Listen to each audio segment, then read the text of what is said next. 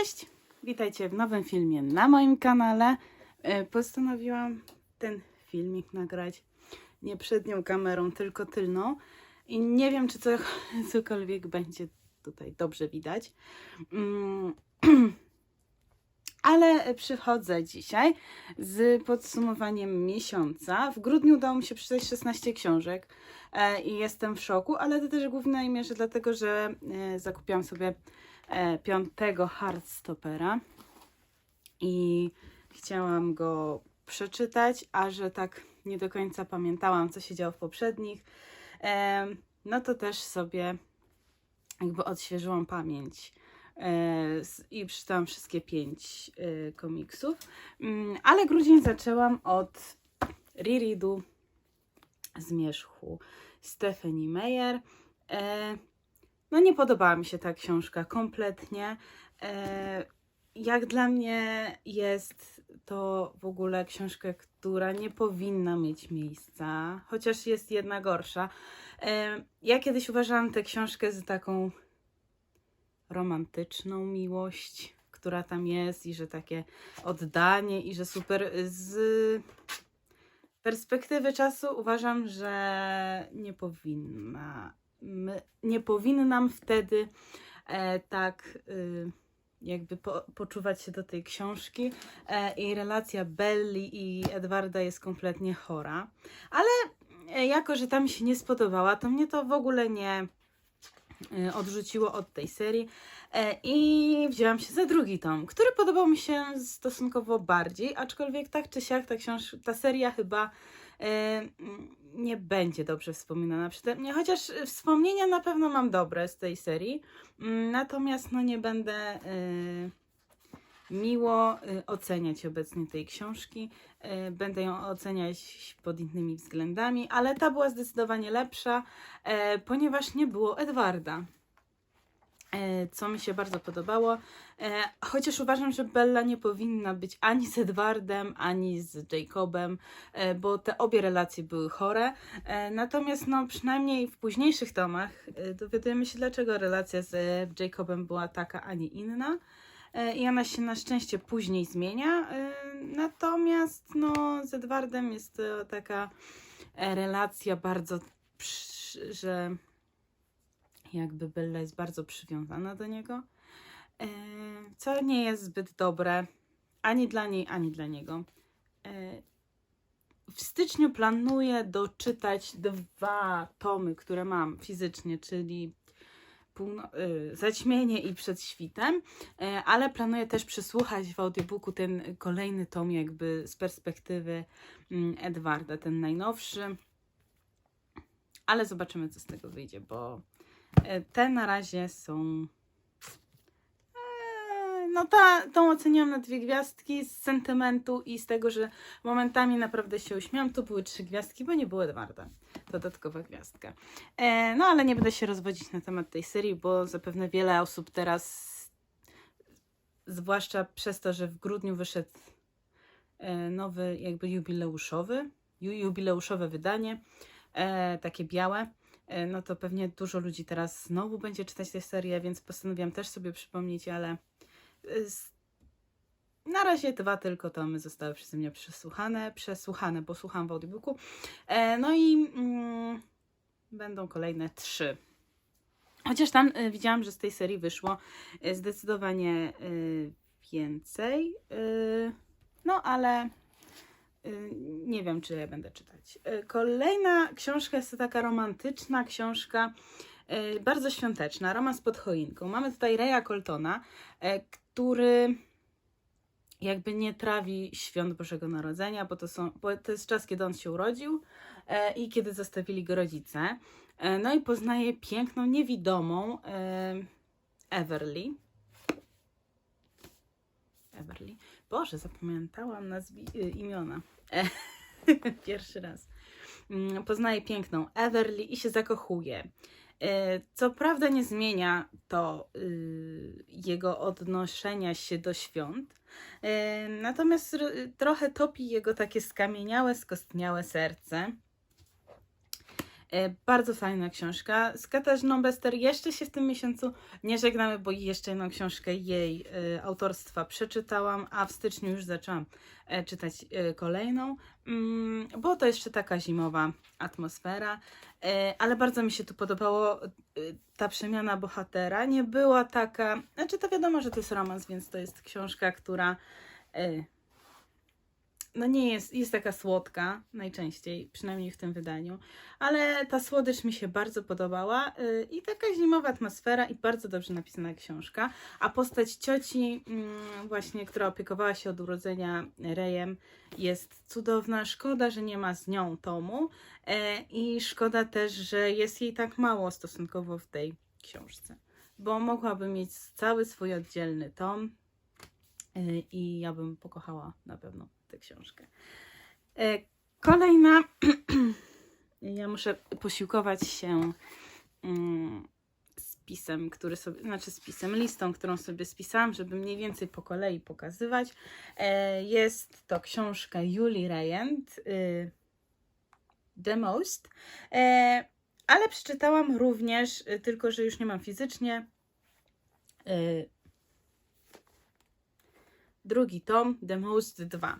Czekam na trzeci, bo ma wyjść. Widziałam na Goodreadsie już, że jest oznaczone, że będzie trzeci i czekam zdecydowanie na tę trzecią książkę, która rozwikła całą akcję, ale mamy tutaj Annabel, która jest jakby odrzucona trochę przez rodziców przez to, że kilka lat wcześniej zdarzył się wypadek i jej siostra popełniła samobójstwo i to samobójstwo oddziałowuje na całą rodzinę.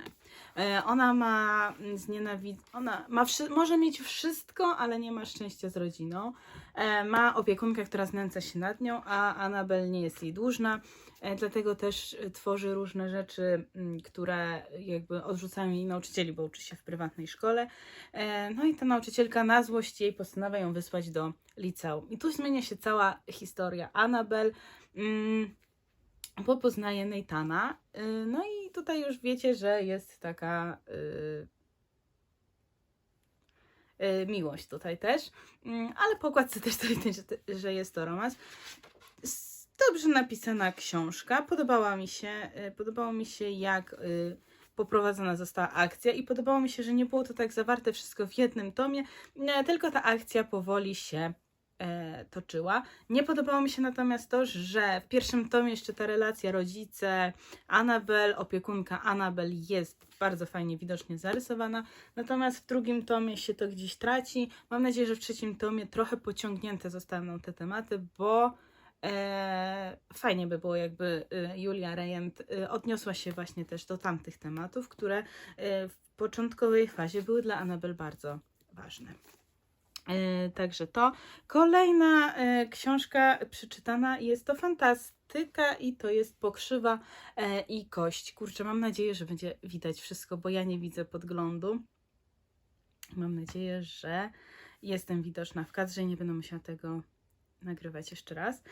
Natomiast Pokrzywa i kość, fantastyka, bardzo mi się podobała, chociaż no była to widać tutaj po tej książce, że jest to fantastyka młodzieżowa i chyba będę się obecnie ukierunkowywać bardziej na tą starszą fantastykę, bo tutaj mi czegoś brakowało. Mamy tutaj jedną z księżniczek, która próbuje uratować swoją siostrę i dostaje od szeptuchy, czy mi się już mylą pojęcia, ale od pewnej wróżki chrzestnej, wiedźmy, nie wiem jak to nazwać, bo zapomniałam jak to się nazywało w książce. Chociaż kojarzy mi się, że szeptucha, ale może mi się mylić. Dostaje 3 zadania, których nie można wypełnić. Jednym z nich jest tam stworzenie psa z kości i kocham tego pieska. Jest cudowny w całej książce. To była moja ulubiona postać razem z kurą, która jest opętana, ponieważ ma w sobie demona. Bardzo mi się podobała ta książka, natomiast bardzo szybko szła ta akcja. Ja czytałam w połowie czytałam w połowie e-booka, w połowie przesłuchałam, było trochę się zacięłam na tym. Ale podobała mi się akcja, były te 3 zadania, była tajemnica, zagadka, były duchy. Więc fajna książka i dla osób, które zaczynają swoją przygodę z fantastyką, na pewno będzie to dobra pozycja, aby zakochać się w tym gatunku. Kolejna książka, lepiej, żeby ona nie powstawała. Jest to książka gracza, byłego youtubera, gamera. Kaiko, It's Only the Game. It's Only a Game. Książka, o której nie chcę się wypowiadać długo. Książka tragicznie napisana. Nie wiem, po co ktoś się wydał. Kompletnie nie chciałabym czytać o tym, że całe dzieciństwo swoje przepłakał, bo tęsknił za mamusią. Jest to szczera książka, ale napisana w okropnym stylu i nie polecam. Ale nadal moja oferta jest ważna. Jeżeli ktoś jest fanem, był fanem, chciałby tą książkę, no to niech do mnie napisze albo w komentarzu, albo na Instagramie. Linki są na moim kanale. Ja chętnie oddam tę książkę, bo nie potrzebuję jej u siebie, bo ciężko to nazwać książką. Potem przeczytałam cudowną komedię detektywistyczną Całe lato bez Facebooka. Mamy tutaj świetny kryminał, ale też komedię. I komedia jest z takim francuskim humorem, który ja kocham osobiście. Myślałam, że mi się książka zepsuła, to mi wypadła zakładka. Znaczy taka wstawka.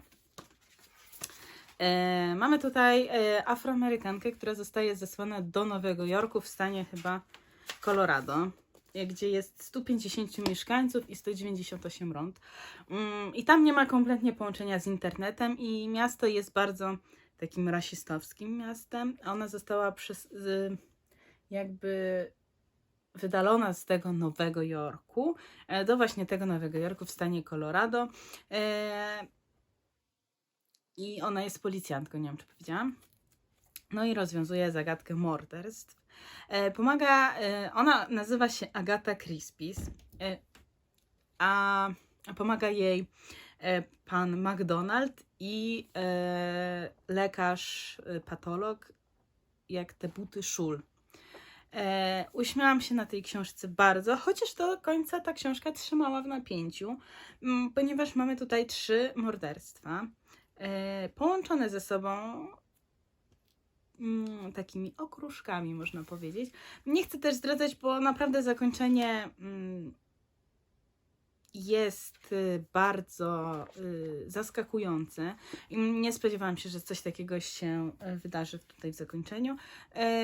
I jeżeli ktoś lubi francuski humor, kryminały, to naprawdę ta książka będzie dla niego.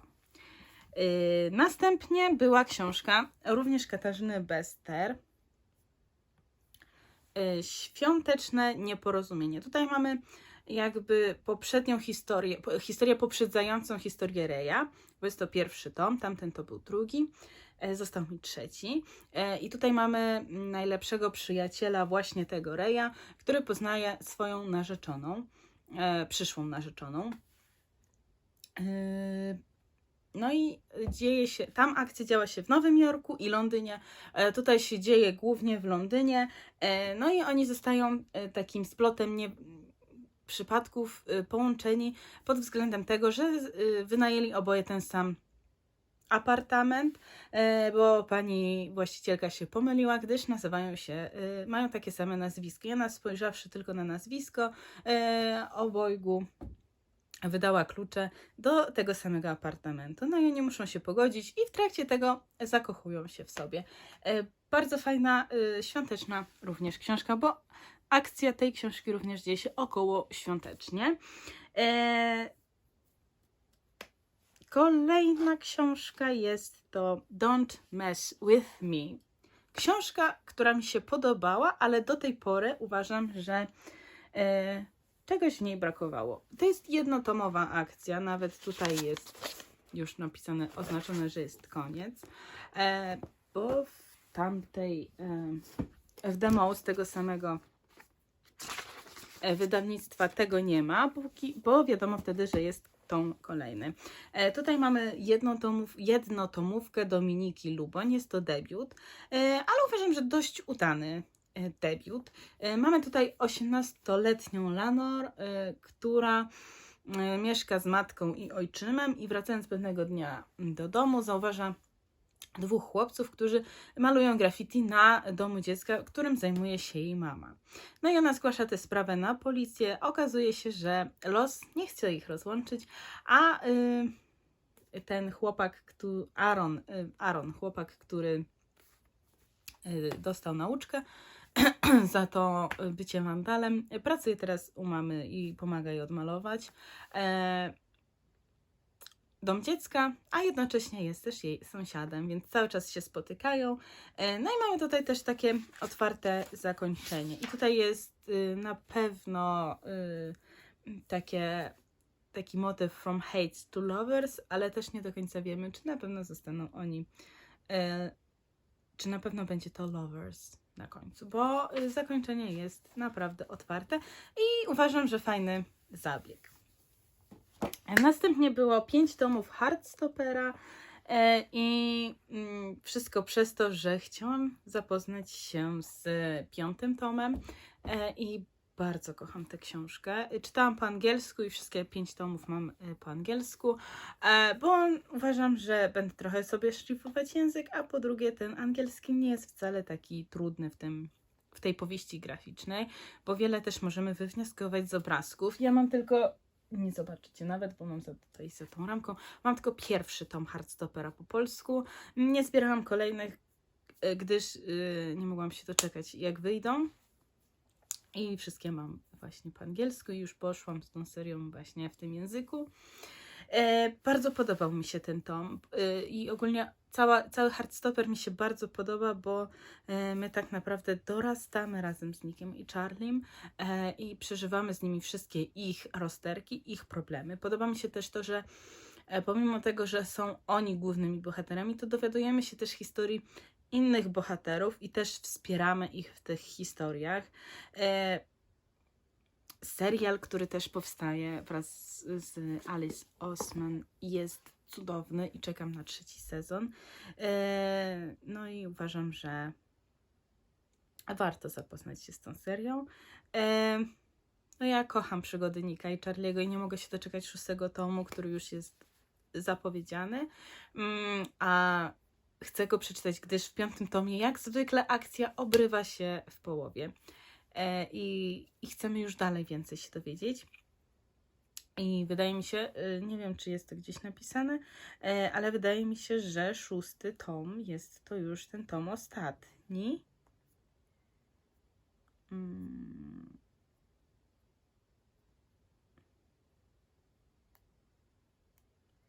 Ale nie jestem pewna.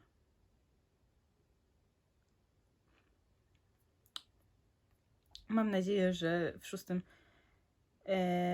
Tak, tutaj nawet jest Heartstopper will conclude in volume 6. Więc czekam na ten tom 6 i nie mogę się już doczekać. Także to były 5 tomów, przeczytałam 5 tomów mam. I ostatnia z książek jest to fantastyka, która powstała w 1912 roku, więc jest dosyć starą książką. Ale ja ostatnio oglądałam właśnie z chłopakiem mojej siostry film. Co prawda nie od początku, bo ja doszłam już do niego później. Natomiast bardzo mi się spodobał i zachęcił. I to jest książka Edgara Rice'a Burroughsa, Księżniczka Marsa. Jeżeli ktoś lubi fantastykę, to tutaj jest cudowne.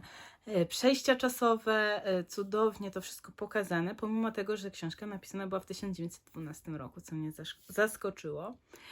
Mamy tutaj pewnego pułkownika, który przenosi się na Marsa i jakby na Ziemi ciężko mi to wyjaśnić, natomiast on się przenosi jakby z Marsa na Ziemię i jest takim trochę, można rzec, że nieumarłym bohaterem,